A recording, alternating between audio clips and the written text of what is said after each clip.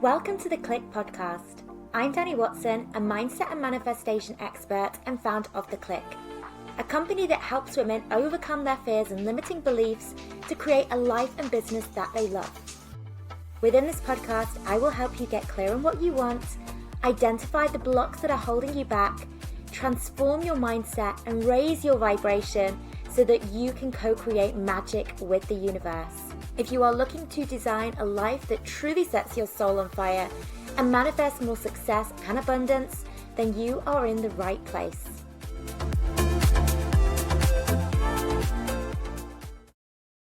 Hello ladies, and welcome to a brand new episode. Now, at the time that this episode is released, I should, if all goes to plan, be skiing in the mountains a couple of hours from where I live.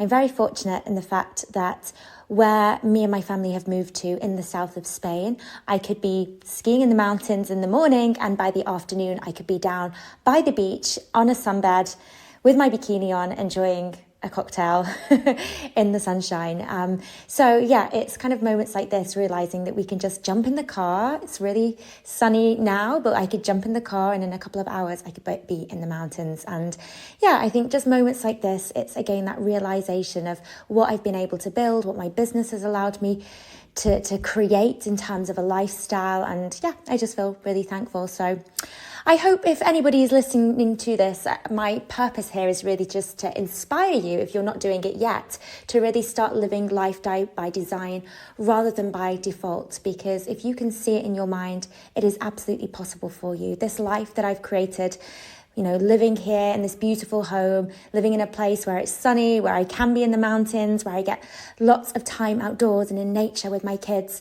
Really, like, these simple things are the things that are most important to me. That time freedom, I think, to really just enjoy life for me has become a really big priority. And yeah, I just want to inspire you again to sort of create that life yourself by design, and don't just let life happen to you, create it for you. Anyway, the topic for today's podcast, I want to dive into a real fear that's definitely been prevalent in my entrepreneurial journey, but it's something that I hear more and more frequently with the women that I work with. And this fear it normally kicks in, from my experience, it kicked in not necessarily in the early stages of my business, but really when I was kind of taking my business to that next level. So it was really kind of when I was transitioning from that 6-figure business into what was going to be my next stage, which was my 7-figure business, and the inner shifts that really were being asked of me. Something that I always like to remind the women that I work with is that at every level there becomes a new devil. Sometimes we think our biggest fears are going to be starting something new and at the beginning of our journey, and often we don't realize that as we progress, as we up-level, our life up-levels, our business up-levels, actually that can often require us to make some big changes within our mindset as well. And we will be presented with new fears, new patterns of self-sabotage. So the fear that I'm actually talking about here in particular is that fear of success. And it's an interesting one, because I think at the beginning of our journey, the thing that we feel like we fear the most is the fear of failure, the fear of things going wrong, the fear of things not working out for us. And that I definitely found to be true for myself and for many of the women that I've worked with. But as we start to see evidence of our success and we start to realize this is something that I can do and I'm making momentum and this is all working out for me, we then hit this next kind of like ceiling where we're like, but what if it becomes bigger than I ever thought? What if it becomes even bigger? And it's that fear of that next level. So it's really interesting that we can actually fear something that really we very much crave. So for most of us, we want to be successful. We want to have a super successful business. We want to be wealthy. We want to have that freedom. We want to have all of the things that success involves. Yet below the surface, there can actually be a lot of fears tied in with that. And I want to explore this a little bit more in this podcast, because sometimes that fear of success, it's the silent sort of fear, and it can create these patterns of self-sabotage, and perhaps we don't even know what's really going on. So this was definitely something I experienced, as I said, going from 6 figures to 7 figures. And to be honest, every time that I kind of decide, right, I am ready for a huge, massive up level within my business, I really want to take things to that next level, I have to meet this fear head on again, this fear of, what does me stepping into that next level, what's that ultimately going to mean? And some of the common fears that I'm sort of faced with, first of all, is, can I handle this level of success? Am I going to crumble under the pressure? What am I going to feel about that level of responsibility? Sometimes I get into my head about, well, what if I get to this next level and I can't maintain it? And then things start falling apart. So it's almost that pressure to sustain a certain level of success. Something that's cropped up for me in the past, something doesn't necessarily kind of bother me so much now, but going from that sort of 6 figure to 7 figure, it really, really bothered me. And that was, what are other people going to think of this new level of success that I've created? I could very much handle the 6 figure thing. Like, that for me felt within the realm of possibility. And it was something that I wasn't really too scared about sharing with other people. And I think this was because it was very much within the comfort zone of what I knew. So I'd never made 6 figures within my career previously, but I saw lots of other people that were doing that. And so it didn't necessarily feel so out of reach. And, some of my friends were making that kind of money within their corporate careers. So it kind of felt comfortable, and I didn't necessarily see getting to that benchmark as being too much of a scary thing. However, when I thought about going from 6 figures to 7 figures, my biggest resistance was, how are people going to meet me with that goal? When I start expressing that desire, where I start sharing, my income milestones, are people going to look at me differently? Are people going to assume certain things about me? For example, my big thing was, I'm going to be perceived as somebody that only really cares about the money. And I did a lot of work around this, because I realized that growing up, and this is where a lot of our subconscious patterns and fears come from, a lot of my childhood, my parents would often make comments about people that had money, almost sort of derogatory comments about how they'd been able to make their money, or certain comments about their characteristics, like, oh, they only care about money, oh, they're such a show off, oh, they're a bit arrogant, or all they do is work, that's all they care about, oh, they're so flashy, they're so showy. And so it was these sort of comments that kind of ingrained it in me that it's only acceptable to create wealth up to a certain limit, and beyond that it almost becomes this bad thing where I'm going to be viewed in a negative way by the people who I love and care about. I have definitely shared my sort of financial journey as I've become a business owner and as I've become a coach, but in comparison to, I guess, how a lot of women show up online, I've actually been quite reserved in terms of how much I share, how frequently I share, really on my social media platforms. So, for example, my Instagram, I don't really share much about what I'm earning on there. I obviously mention it a little bit in my podcast every now and again, and some sort of masterclasses that I've done. But really, I've kind of, I guess, held back in a lot of ways from being, too open about how amazing my business is doing and the finances that it's making. And I think I'm still, I guess to a certain extent, still something that I do struggle with. And I think it's something that I'm still working with in this regard, this notion of not wanting to outshine others. So again, this is kind of tied in with this concept of the fear of success, because when we're successful, we are often outperforming the people around us. So especially if we're successful in the entrepreneurial space and other people are in traditional jobs where they're perhaps having to work very, very hard for a lot less money, or they've had to work years to get there, what I found within the entrepreneurial space is that there is an opportunity for you to make a massive amount of growth within a very, very short space of time, especially financially. And I felt a lot of resistance to sharing my financial wins because of this idea of, it's not okay to outshine people. And again, this kind of tied back into my childhood, because I was somebody that loved to perform as I was younger. By perform, I mean like doing plays, doing shows, dressing up as the Spice Girls. I remember I've actually got a childhood video from a very old, camcorder is what they were called back in the day, of me and my sisters in the garden, all dressed up as the Spice Girls. So I loved this kind of like theatrical, like taking on the limelight.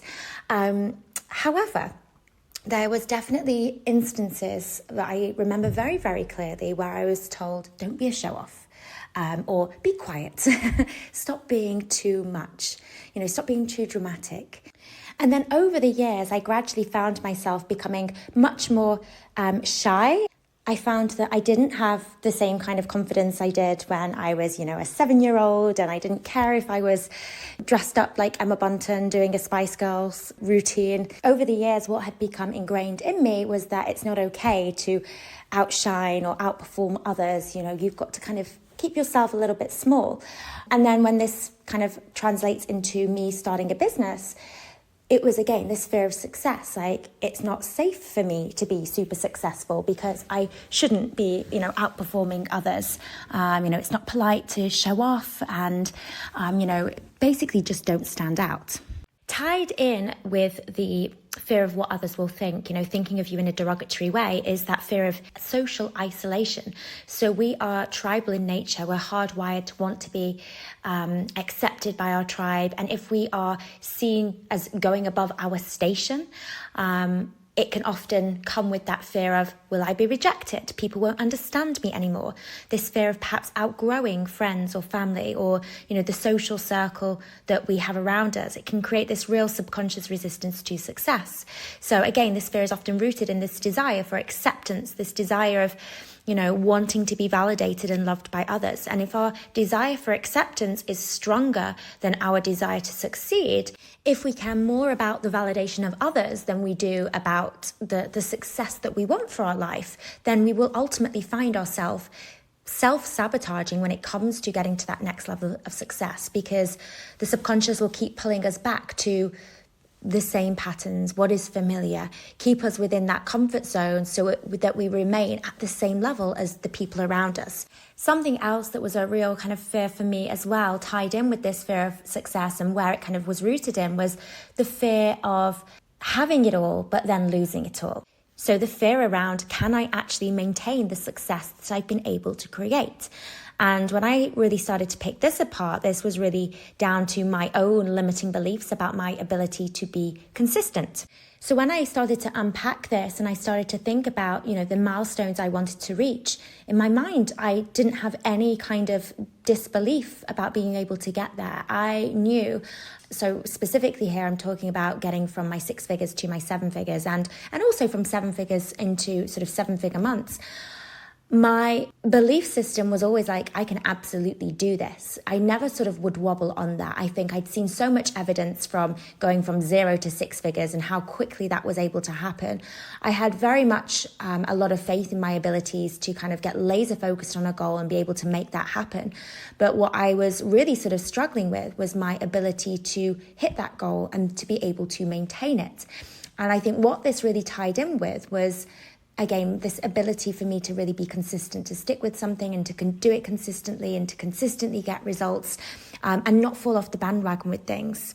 I think this is something that has been with me for a very long time. I actually think back to my days when I was at school and we were playing this sort of tennis game, tennis matches. It was kind of like a little mixing. So you would play against somebody, and if you won, you would go up a court, and then they had this winner's court. And I remember getting to this winner's court, and I played all of my matches up until this point really, really well, because I was kind of climbing my way up to the winner's court. And then I got to the winner's court, and all of a sudden it felt like everything crumbled, and I started to play the worst that I had ever played. And it was kind of like this feeling of, I've got here, but now with all of this pressure to kind of maintain being at the winner's court, I don't want to go backwards. I don't want to go, start losing now. So under that pressure, I started to crumble. And it's funny how I've seen this play out in my business as well, where I've had like these months where it's literally been incredible months. So hitting my first 7-figure month, for example, is a really good example of this, because I had such a build up to being able to do this, to being able to create, £1 million within that space of time. I put such pressure on myself to achieve that. And then when I achieved it, it was almost like I freaked out. It was like, okay, now I've got to do this all again. I've got to maintain this. And if I go backwards, it means that I'm failing. So I'd almost created this narrative of success always has to be linear. And if I get to a certain point, I've got to then continue to on that same trajectory, and there is no opportunity for me to have, go backwards, even if it's just a tiny step backwards. I've always got to be going forwards. And that kind of pressure and expectation I put on myself created this big sort of fear around success, because again, success is supposed to be this fun thing. It's supposed to be inspiring. It's supposed to be something that we want. But below the surface, we can actually feel a lot of anxiousness, a lot of tension, a lot of resistance towards the things that we want. Something I've actually heard from a lot of the women that I've worked with, and this is something I think I've worked on quite a lot, so I don't tend to experience this anymore, but definitely something that I used to, and that was the fear of, what is this going to take from me? What is this going to require of me to get to this level? So this fear is very much tied in with the fear that success has to be hard work. It has to be a struggle. It has to include sacrifice. I've done a lot of work around this, and I have enough evidence now that I know that this does not need to be true. This does not need to be my story. I don't think it needs to be anybody else's story. But for somebody that hasn't done the work on this and has very much had evidence to show that success does need to be hard work, they may still very much be tied to this belief. And therefore the pattern of self-sabotage happens because deep down they're afraid of what success will mean for them in terms of giving things up, in terms of that hard work, the burnout, the stress, the tension between the family, the responsibility, the expectation.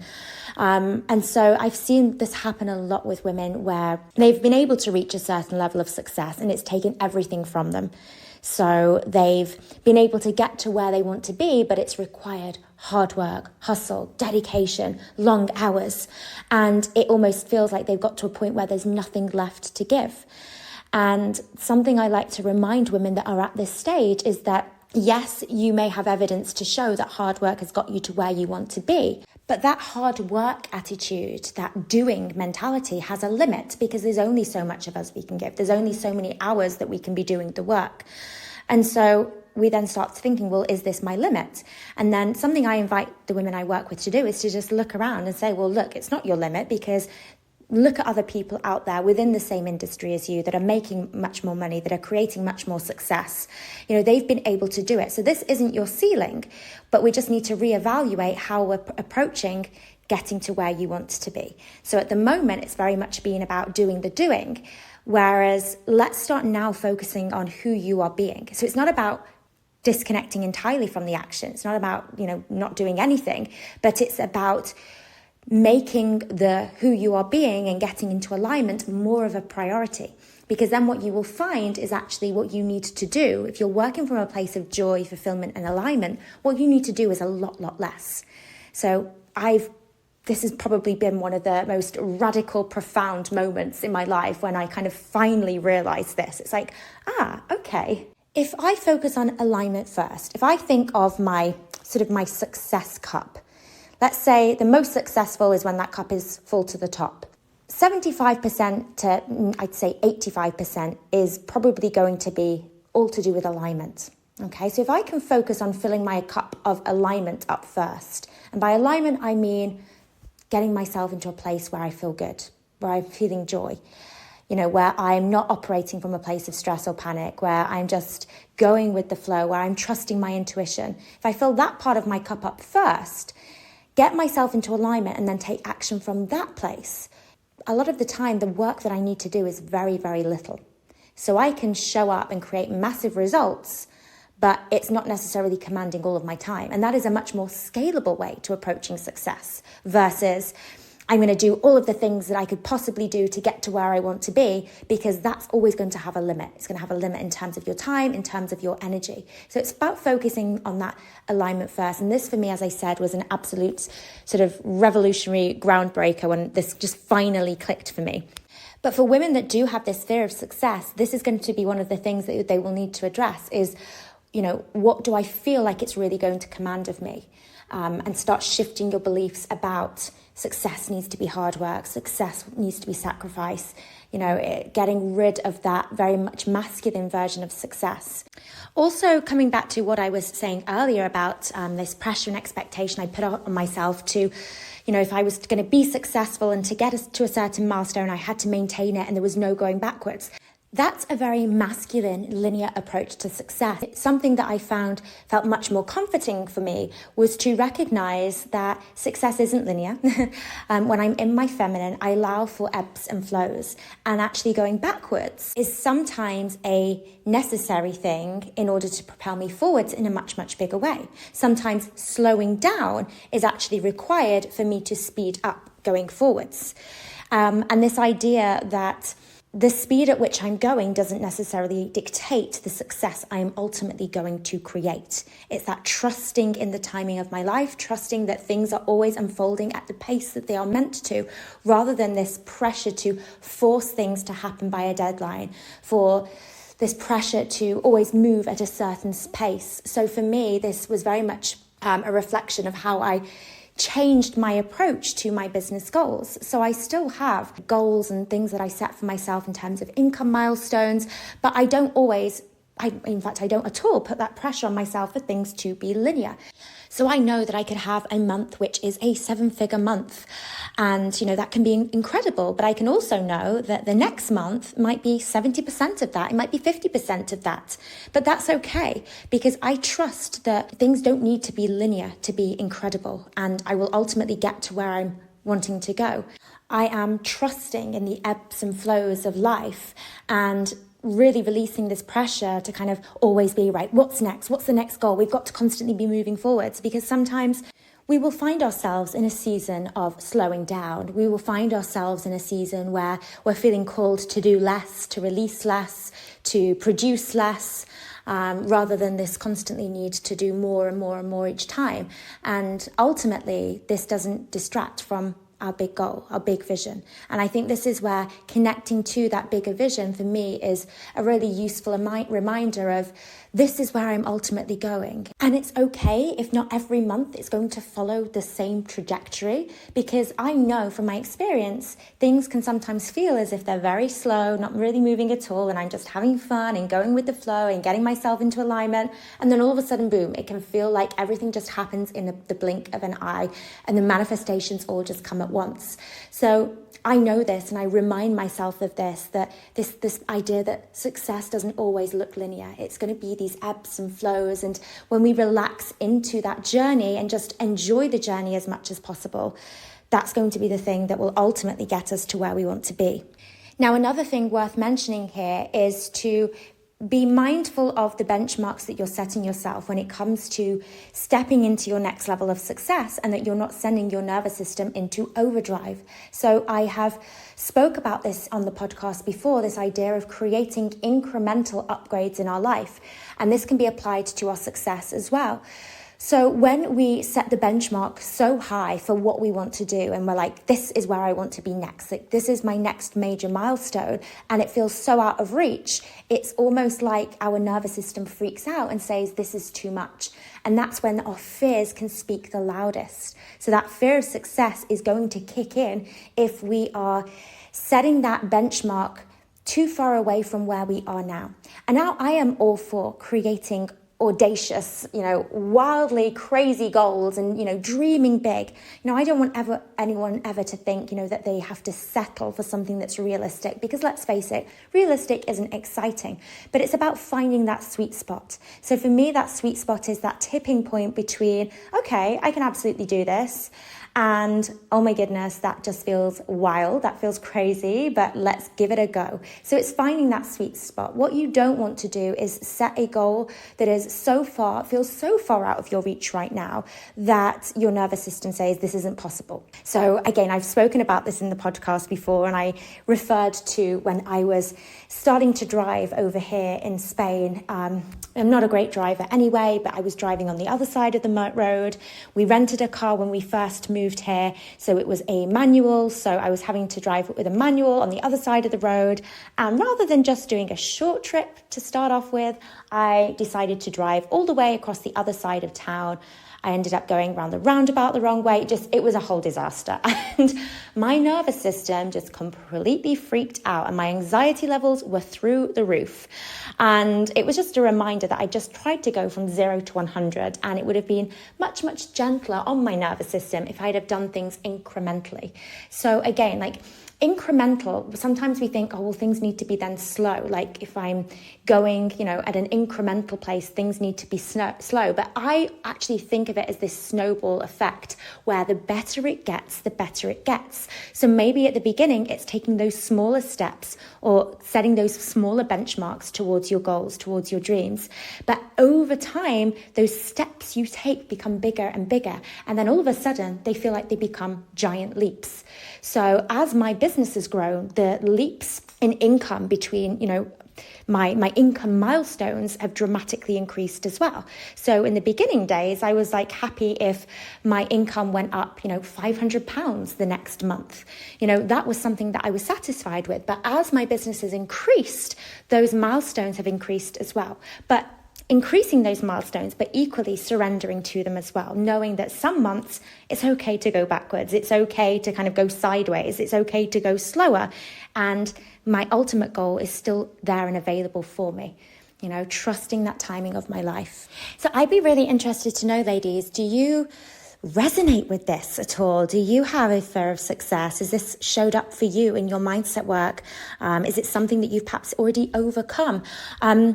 I'd love to know. So either drop me a DM on Instagram, Dani_Watson_coaching. Yes, or you can pop a comment on one of my recent posts on Instagram. Either way, I love to hear from you ladies. I love to receive your messages and your feedback and your experiences as you listen to this podcast. So with that being said, have a wonderful rest of your week, ladies, and I will catch you on the next episode.